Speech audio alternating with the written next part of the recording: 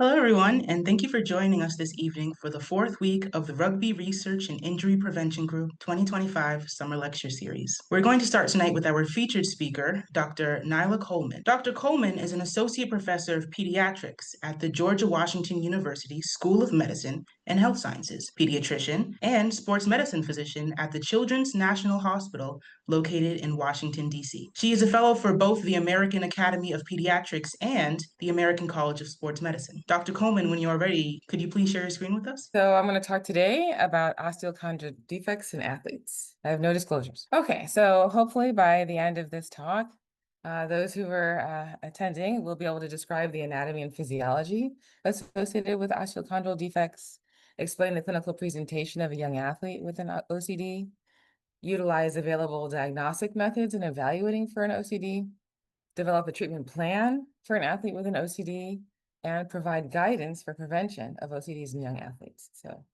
kind of a nice kind of list of things to do. So we'll start with a case, which is always helpful for learning and for understanding and remembering, right? This is a 12-year-old level A gymnast who presents with bilateral knee pain. It could be male or female, although this is a female image. This athlete presents with several weeks of knee pain, swelling, and intermittent catching and locking. So typically when a patient comes in, they will have this kind of general thing. We know that they're a gymnast. We know they're a high-level gymnast. We know why they're coming in. And your MA might have also given you a couple of hints of what's been going on with them. So with that information, a lot of people will start to think, well, generally, what are the things that I'm thinking this could be? This will help to guide the history that you ask about. It also help to guide your eventual exam and your diagnostic plan. So based on this athlete's symptoms, their sport, you have to think, what are things in that sport that put them at risk for knee pain, right? So, as you see right here in the image, there's a lot of jumping, right? Jumping and landing. So that can put an athlete, depending on the age, at risk for patellar tendon injuries, Osgood-Schlatter, depending on the age, Cindy Larson-Johansson syndrome. Also, there's a fair amount of running that gymnasts will do that might put them at risk of patellofemoral pain syndrome. Often, though, people don't necessarily think about OCD, and so hopefully after this talk, this will also be on your differential diagnosis. So what is OCD, right? So there's kind of a broad term, osteochondral lesion. So that's pretty much any kind of variety of lesions of the subchondral bone. So very general. So if you're thinking about it, you might be thinking they have an osteochondral lesion. A lot of us have heard the term osteochondritis dissecans. That's an acquired lesion of the subchondral bone, thought to be due to repetitive mechanical factors. Osteochondritis dissecans, however, is no longer a term that's in force, so now we typically use osteochondral defect instead. Partly change came because it's not necessarily considered an inflammation, which is what we would usually use the term like an itis for.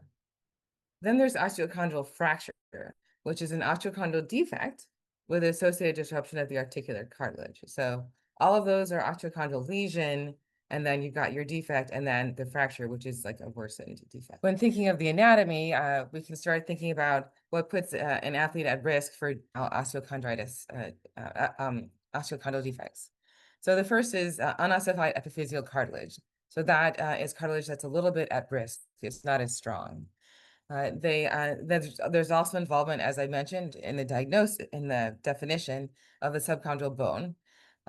Athletes can have overlying articular cartilage disruption as well as fragmentation of the bone, but those are not necessary to have an osteochondral defect. It could just be involvement of the subchondral bone. The pathophysiology, so how do we get here, is not completely known, but as the definition says, it's related to repetitive stress. That could be also from trauma. There is potential that there's a genetic component to this, and also there's a link to differences in blood supply to the area of concern. So who gets this? Well, out of 100,000 youth athletes, 15 to 30 will develop an osteochondral defect. The age is decreasing, but it tends to be from anywhere from 10 years to 15 years of age, people with open growth plates generally. Boys are more commonly affected than girls, although I do wonder if some of that is related to boys still having more opportunities to be physically active than girls. Athletes at higher levels of activity are more at risk for osteochondral defects just because that's more stress, more repetitive trauma on the joints. And the most commonly affected joint is the knee, but other joints affected include the elbow and the ankle. In the knee, we typically say it's the lateral side of the medial femoral condyle that's most commonly affected, although you can see it in other parts of the femoral condyles. In the elbow, it's most commonly at the anterolateral aspect of the capitellum. And athletes who might have this typically are those who overstress that area. So that would be baseball and gymnasts. And then at the ankle, it could be the medial or the lateral talar dome. So most athletes present as the case that I started with. They come in with pain, they come in with swelling, catching and locking, maybe some decreased motion. And the difficulty that we have, that's something that can delay presentation, is that most athletes, especially higher level athletes, are used to some discomfort with their athletics. So they might continue to have pain, maybe a little swelling, they'll have the catching and locking, and they won't actually present until they start to have issues with their ability to participate at the level that they would expect that they could. So they have now really started to see an effect on their performance. When they come into clinic, well, actually, when any athlete comes into clinic, you want to start with a good history of what's going on with them, but then you also want to include in that history their training load. And when you're thinking of training load, you want to think of the activities they perform, whether it's conditioning or how they're conditioning, how long they've been conditioning, what strength activities are they doing, how often, what skills are they working on, what skills have they learned and have perfected, what team-based activities do they do, what games are they participating in, and what events. And when you ask all those things, you want to get at how many days per week they're doing each of those things, how many sessions per day, because we know that there are some sports that typically have 2 sessions per day. And then there are some athletes that will have 2 sessions per day in different leagues. You also want to know how many hours per session, and then you can add all that up to get their hours per week. The last thing you want to ask about their training load is really thinking about any recent changes to their training that could have added to the stress that their joints are seeing at this time. When you're doing a physical exam, you want to think about doing a composite joint exam. So that's looking at all of the components of the joint, not just the thing that you think is wrong. So our athlete came in, and if we just looked at injuries for jumpers, right, we might just look at the patellar tendon, the tubercle, the patellar pole, but that wouldn't get at other things that could be going on with that athlete's joint. So you want to make sure you look at all the components of the joint to make sure you've done a complete joint exam.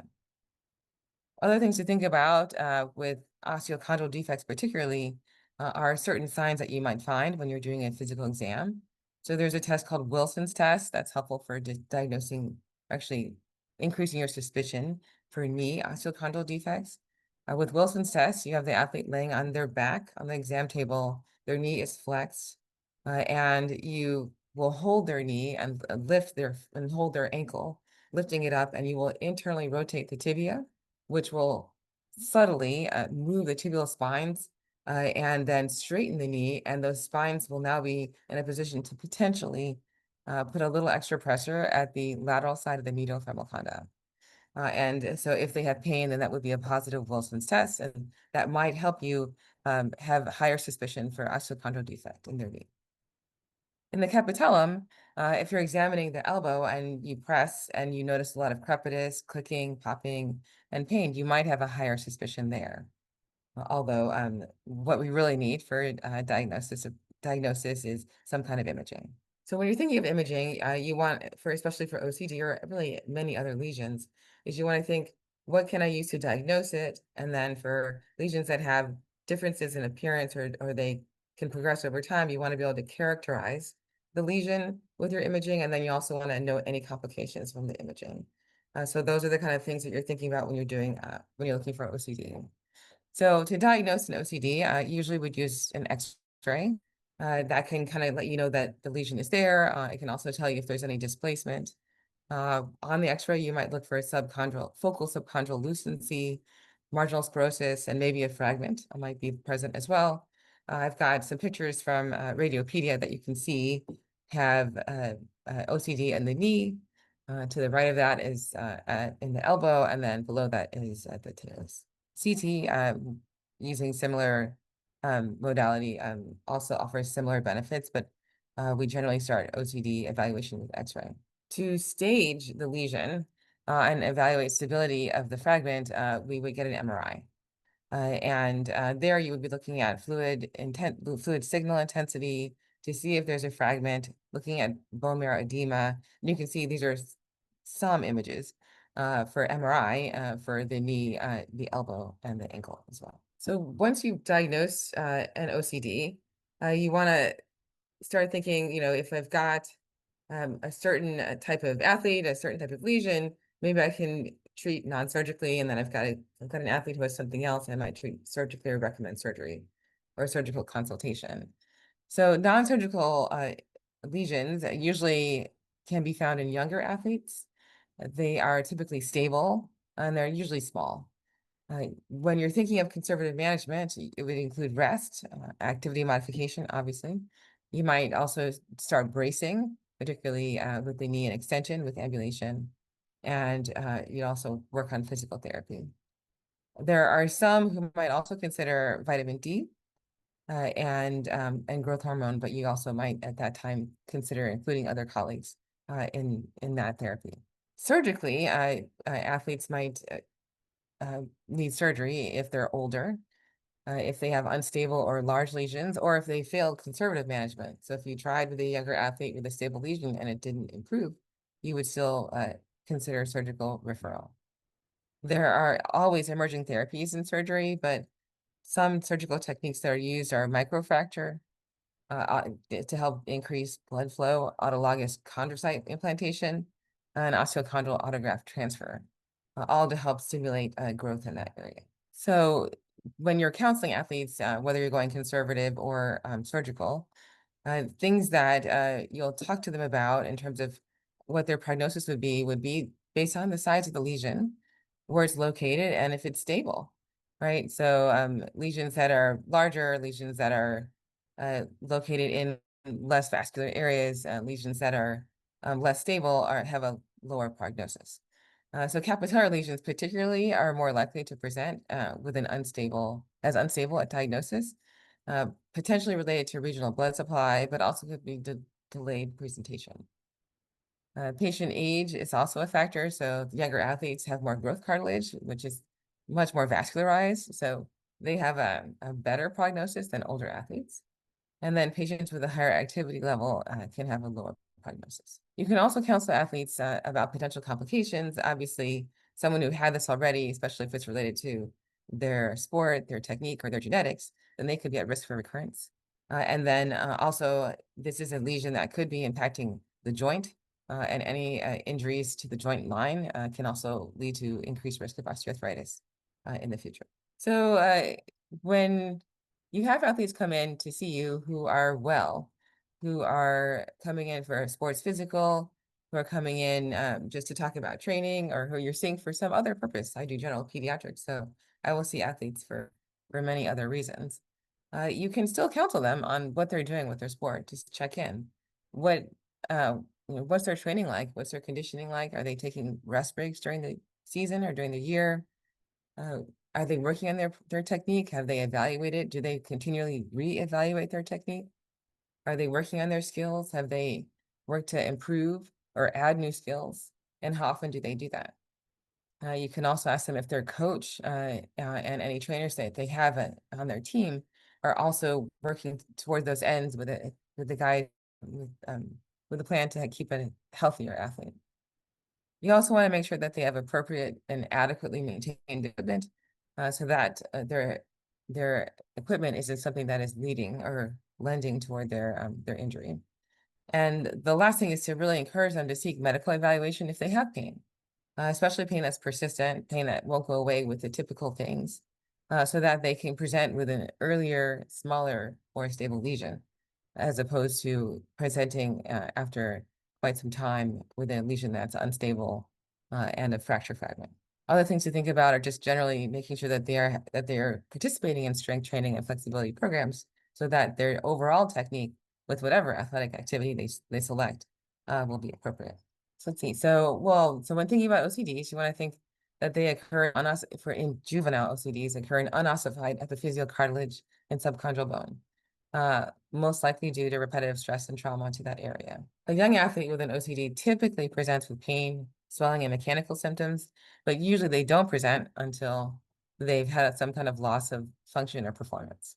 After a good history and exam, the diagnosis of OCD typically begins with an X-ray, and then an MRI helps with lesion characterization. The treatment plan for an athlete with OCD would depend on the athlete's age and activity level, as well as on characteristics of the lesion itself. Prevention of OCDs in young athletes should focus on the appropriate training program and environment. And it's also important to recognize and treat OCDs early in their disease course, as opposed to later when things are more unstable. Thank you for that outstanding presentation. Are there any questions? I have a question. Hi, Dr. Coleman, it's Lucy again. I'm curious if, say a patient isn't compliant with their treatment or, they have an unstable OCD, could it progress to osteoarthritis, or what are the long-term effects of those injuries, and what factors determine whether somebody might be more likely to develop a long-term complication? I think they all have a risk of osteoarthritis, and definitely somebody who has a more unstable lesion is definitely more likely to present. A lot of knee injuries, especially knee injuries that require surgical intervention, can have a late complication of osteoarthritis. So that's not just OCD, but many others. Hey, Dr. Coleman. My name is Gabriel. I introduced myself earlier. I go to Delphi.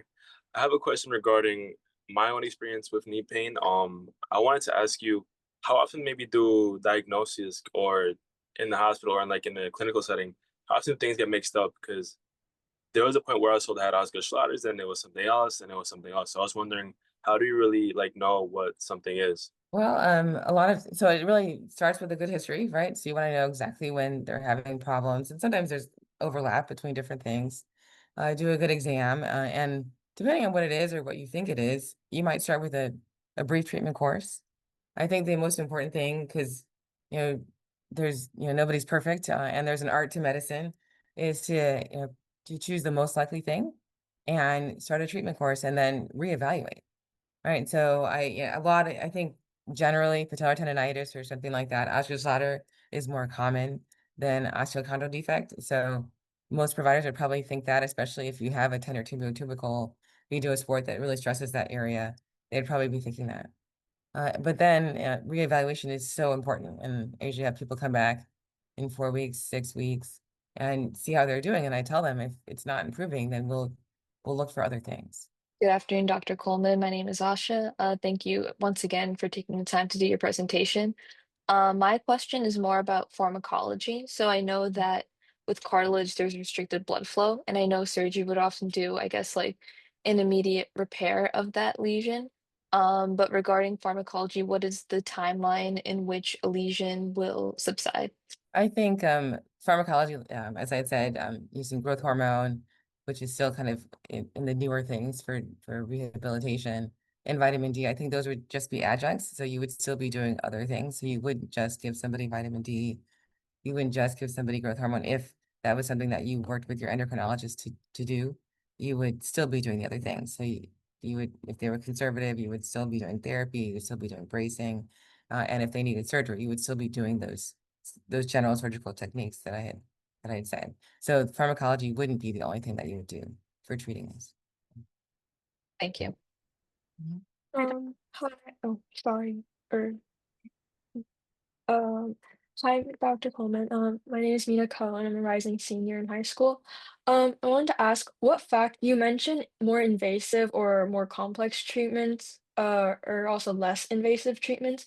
What factors do you consider when you're deciding between either less invasive options or more complex treatments? Well, I think it's important to think how likely it is that this lesion could heal on its own. And generally, when you're thinking, how does anything, if that could be potentially a fragment, right?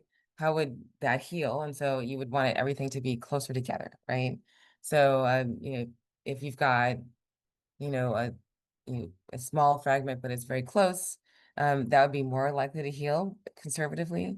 If it's a small fragment anyway, just like if you have a small cut, is more likely to heal quicker. So generally something that's small, something that's more approximated, closer, those are things that heal better. So they're less likely to need surgery. Generally, I will say if someone has an OCD, especially something that is starting to be in the realm of potentially needing surgery, I will refer to surgery to to our orthopedics, just so that they can evaluate them and see what they think as well, because they would be the ones making the decision to participate in a surgical procedure for the athlete. Thank you. And I also had a second question. Have you ever used like advanced MRI methods to monitor like the cartilage healing after? And like if you have, like, do those scans like help to like plan your return to play planning for like athletes? I I think it can be used to for like staging and lesion healing. You can use that. I think you also look at how the athlete is doing and their pain level as well. You would look at how they're recovering from therapy and any other imbalances or anything that they have. You kind of set them at a gradual return to play. If they had surgery, though, you would also be working with the surgeon, and they would also be making their decision on their return to play. Thank you. Hi, Dr. Coleman. My name is Violet. I was wondering, in any studies that you have read about, has osteochondral defects been given like a higher chance of it happening in a different body part or the same body part over and over again? Are there chances of that risk being increased once you get it the first time? So you're saying if they have a knee, are they more likely to have it in the ankle? Right. Or in the opposite knee? I I think they are more likely to have it in the same joint on the other side, so the contralateral knee or something. I don't know if they have an increased risk of osteochondral defects generally. I don't know. There's still we're still not sure if there's how much of a genetic component there might be. So I can't say if just generally they're at risk. That's an interesting question. I'm not sure. Hey, Dr. Coleman, this is William. I guess my question is, since you said OCDs typically happen in adolescence and youth, how might this affect their mental health having like a surgery in this type of, I guess, tumor this early in their stage of life? Oh, that's a good question too. I think it's for some families it can be devastating to have a surgery. It can be devastating to know that potentially, they could have complications of arthritis in that joint. So I think it is something that I know that our hospital works on. If someone's going to have surgery, they're also thinking about involving child life to help them with the surgical procedure itself, and then also what it means to have had surgery on their knee. It is something to consider, and to include in your treatment plan would be, how can we help you to deal with this need? Thank you. And also, if they have difficulty returning to sport, then that's another problem that they would have to deal with. Good evening, Dr. Coleman. My name is Nadira. I have a question. My question is, in your presentation, you mentioned that boys are more affected by OCD than girls. Could you please elaborate on the ways of why this is? Well, my supposition is that they actually have more opportunities to participate in activity. In years past, we've also said that boys fracture twice as much as girls, but I think a lot of that data is from older time where girls weren't always allowed to participate as much, and it's slowly been increasing for young ladies and women to participate in activities the same as boys and men. So I think some of that data that boys are more affected might be just that they're able to be more vigorous, they're able to be involved in more activities than girls. And they're also generally encouraged, even still in this time, to be more active than young ladies are. Thank you. Yeah. Dr. Lopez, do you have anything to add? Yeah, all right. So regarding a question, about 35% go to surgery. Regarding who gets an osteochondral defect, 35% go to surgery. Even though it's 75-25, these are really easy numbers to remember. This is how I was very fortunate, Dr. Coleman, I don't know if you knew. So when I was with Dr. Embrickson over in Norway, Dr. Lars Embrickson was doing a lot of the stuff that Dr. Lars Pedersen, the foremost,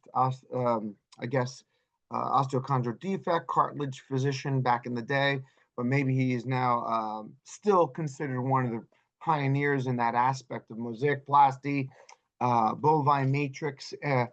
I was doing all that in the lab at HSS. We'll go into that in a moment, but it's real simple. The numbers are 75, 25. 75 mostly occur to the upper extremity, and then 25 occur to the lower extremity ankles. How you can remember is always, if you have an ankle sprain, pretty bad one, you'll most likely get an osteochondral defect.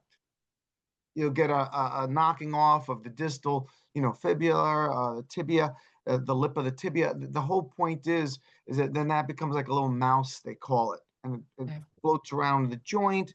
And then, yes, there was a question about susceptibility of getting more osteoarthritis. Yes, you could get that because you got that rattle around pebble in that joint.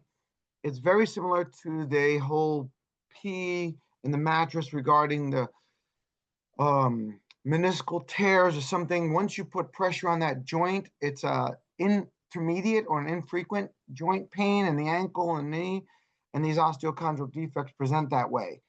I wanted to bring up, though, there is a problem when you do encounter these athletes, and I think Dr. Coleman will agree with me. Don't let them lead you. Don't let the athlete, okay, yeah, I rolled my ankle a bunch of times.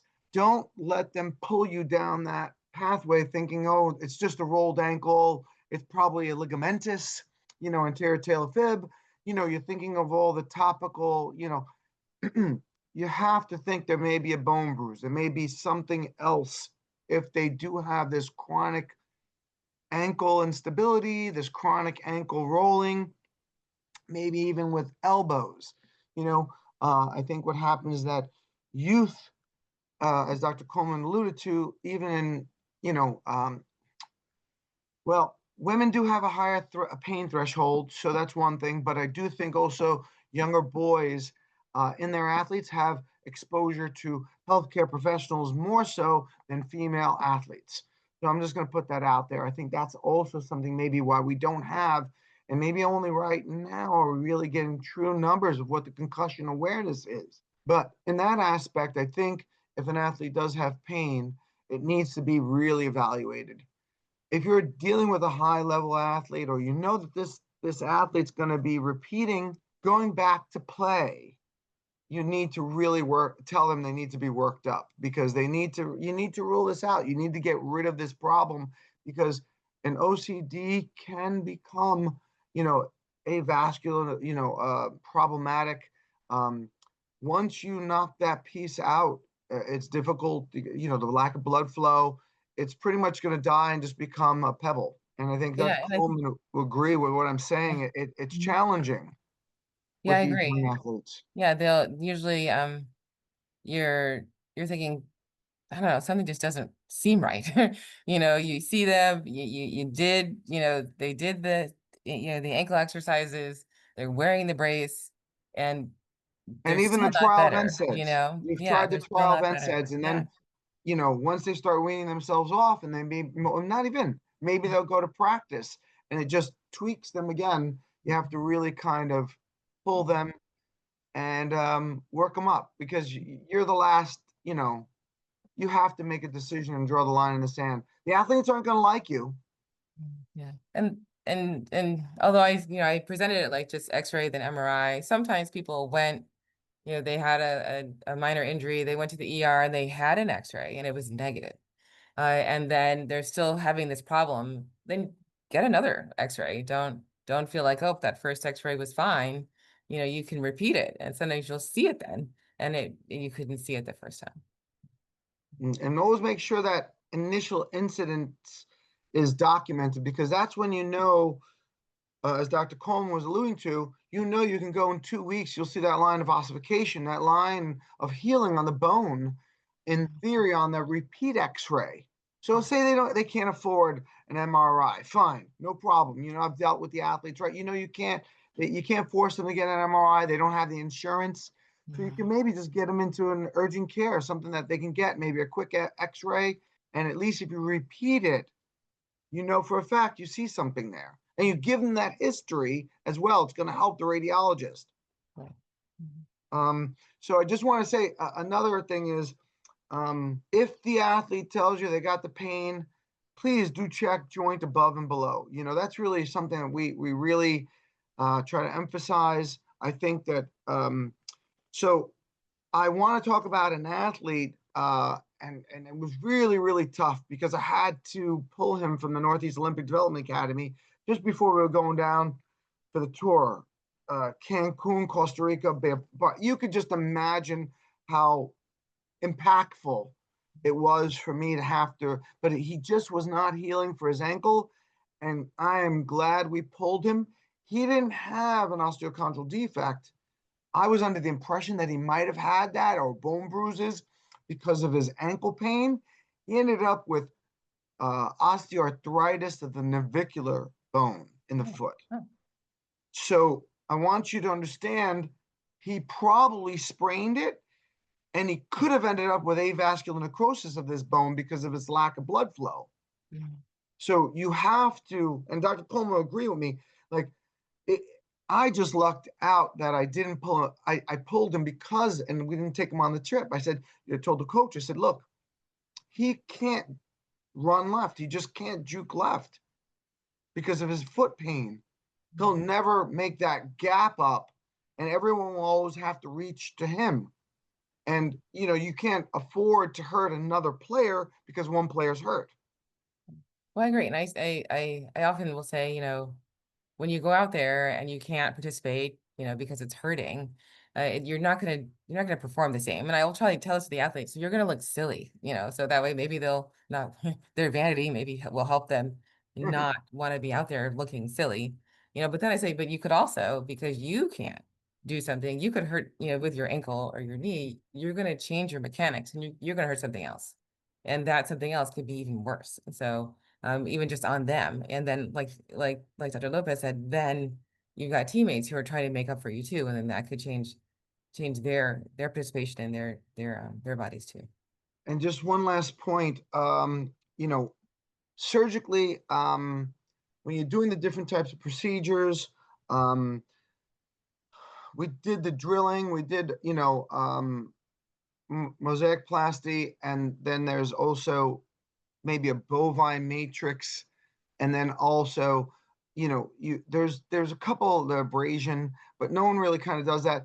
Mosaicplasty is the way to go. What happens is it changes into fibrocartilage. So the fibrocartilage builds up. The most famous case, who knows who Jason Kidd is? All right. So Jason Kidd had an osteochondral defect that was quite large, and his career was actually extended because they did the mosaicplasty to him, but he did develop fibrocartilage. So it did catch. Fibrocartilage is it has a little bit of unregulated growth, unfortunately. It doesn't embed with the articular cartilage that's there, but it can be dislodged. But more importantly, it gets like a hairy bush. So what happens is it needs to be trimmed down. I'm trying to break it down from Dr. Coleman. You agree, right? So you have to trim it down. And so I think, I'm not, but Jason Kidd had this procedure done, and then it really worked out. The defect was quite large. And again, these basketball players are susceptible to this arthritic knee. Some young athletes, forget about going on to the NBA. They probably got to get total knee joints. If they've played really hard to get to where they're trying to get to, they end up with arthritis. I think we saw a young girl that was recommended to get, I think she was 28 at the time, and she was recommended to get 2 total knee joints. That's how much pain she was in. Anyway, these are the ones you remember. You remember because you tried to treat them. You tried to offer them the alternatives that were there. So when I'm talking about the alternatives for osteochondral defects, right, we know 35% of youth who are competitive athletes, and we all know that the United States has quite a bit of youth competitive athletes, right? Younger. Right. We have all the Olympic development, community Olympic development programs, all the programs going through the high level of competitions. They're competing, just like NASCAR, they're going to 5 or 6 tournaments a year. That's why they have travel teams. We talked about this. These athletes are overuse. I think Dr. Coleman will agree. These athletes, once they develop this repetitive, constant exposure, they're exposed to these particular types of injuries. And you just have to be more in tune. So again, I think I'll conclude with there is some things on the horizon where the first case was, I think Doc Allen presented it, the first PRP healing. I'll see if I find the article for you, Dr. Coleman, send it to you. The first PRP, everyone knows what PRP is, a plasma-rich protein, everyone know? So they'll take your blood, spin it down, and then they'll inject it into your joints. They'll inject it to try to help heal different areas. They're doing very well with that, with spinal issues.